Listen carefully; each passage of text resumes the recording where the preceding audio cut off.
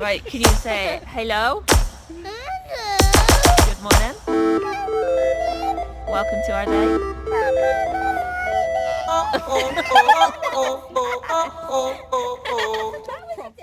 Hi guys.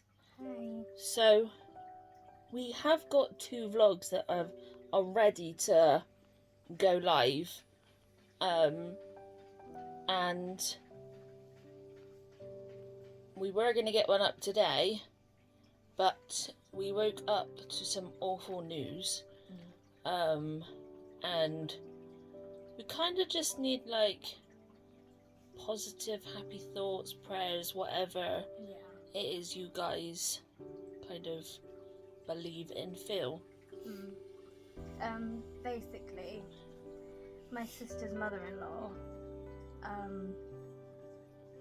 had not woken up this morning, and her partner, when he woke up at 4:30, because they tend to wake up early, he went to wake her up and she wasn't breathing, she wouldn't wake up. So he called Amy and Jem up because they literally live in the flat below them. And Amy's a midwife, so she has obviously medical training, and Jem's a first aider. So they proceeded to do CPR until the ambulance came. They managed to get her breathing again, but basically her heart stopped working. So she's currently in a medically induced coma to try and give her body a chance to heal. So she's in the intensive care unit right now. Yeah, and obviously from the CPR, because they did such a good job of it, she's got some broken ribs and she's got stomach contents in her lungs, which is normal, if you do a good job. Yeah. But obviously she's battling that as well with her body. The chances are she'll probably end up with a chest infection. Yeah. So they need to like kind of hoover her out while she's on the ventilator. Yeah. The ambulance crew and the doctors, once they got to the hospital, all said that if Amy and Jem hadn't done CPR as well as they did, that this whole story would have been different. We would have had different news to tell you today. Yeah.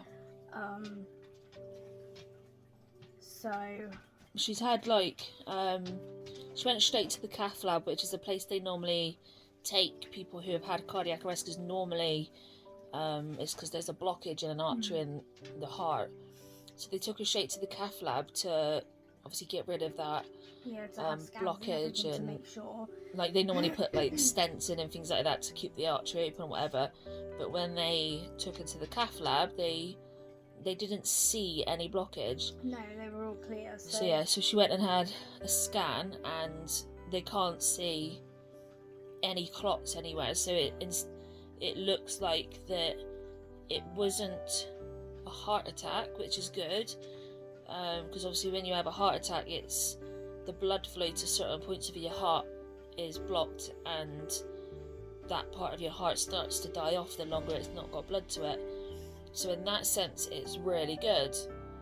But what caused the cardiac arrest was a rhythm problem. So obviously they bubble. I heard that. So they've got to try and keep her rhythm with her heart stable. Yeah. If they can, which they'll probably do afterwards, try and figure out what caused the rhythm to go into that rhythm anyway. Yeah, and do whatever they need to do after that point. Yeah, and try and prevent it from happening again. They said that they don't know how long she went without oxygen,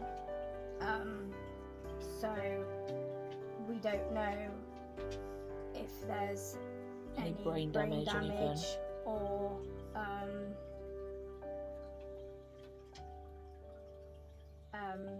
how she's gonna do functionally when she wakes up. like, and how her body's gonna manage when they start to wean her out of the coma. I mean, when they put her in the coma, she was still breathing for herself. Yeah. So she does have an element of brain function there to be able to still be breathing on her own.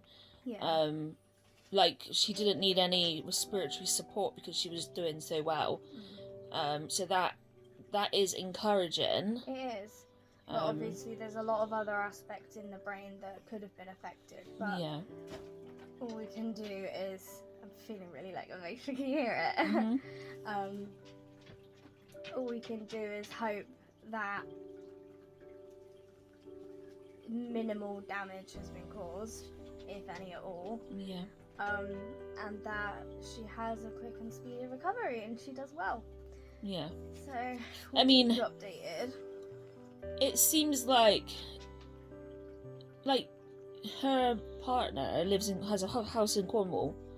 So, like, with it being the weekend, ordinarily she would have possibly been staying down here. So if that was the case, then Amy and Jem wouldn't have been there. And with where they live literally a stone's throw away from the hospital, whereas in Cornwall the hospitals are really far away. Yeah. So she, to say a lot of different things were in place. Yeah. For her to do okay and pull through this. Basically, is what you're trying to say. Yeah. It couldn't have happened in a better place, so to speak, because of the location where she was. And with Amy and Jem literally just downstairs. Yeah. Yeah. I'm trying to think of the positives things, so that is one of the positives. It's really shitty that it happened, but it was a good thing that they were there. And also some prayers, if you can, please, just for Amy and Jem, and for Jeff obviously as well, but for Amy and Jem as well, because especially Amy, she's I think she probably did more CPR than Jem did, because obviously it's Jem's mum. It is a traumatic experience. It has definitely traumatized them, understandably. So I've helped somebody with doing CPR, and I was a teenager then. I've got a certificate on the wall, recognising the fact that I helped with it, and that was over 10 years ago, and that still is with me. That I can still picture everything, I can hear everything, feel everything of what went on that night. So it is something that they're gonna struggle with for a while.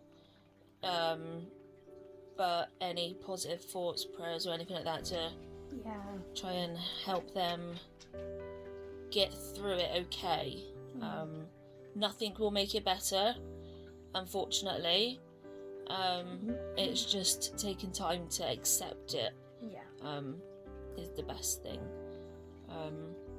So yeah, any positive thoughts and prayers are very much needed right now for our family. So hopefully we'll get a normal vlog up tomorrow, but it will just depend on what happens. So yeah, we're just gonna get on with our evening. So thanks for coming on and stay with us, and we'll see you tomorrow. Hopefully. Good night everyone. Good night.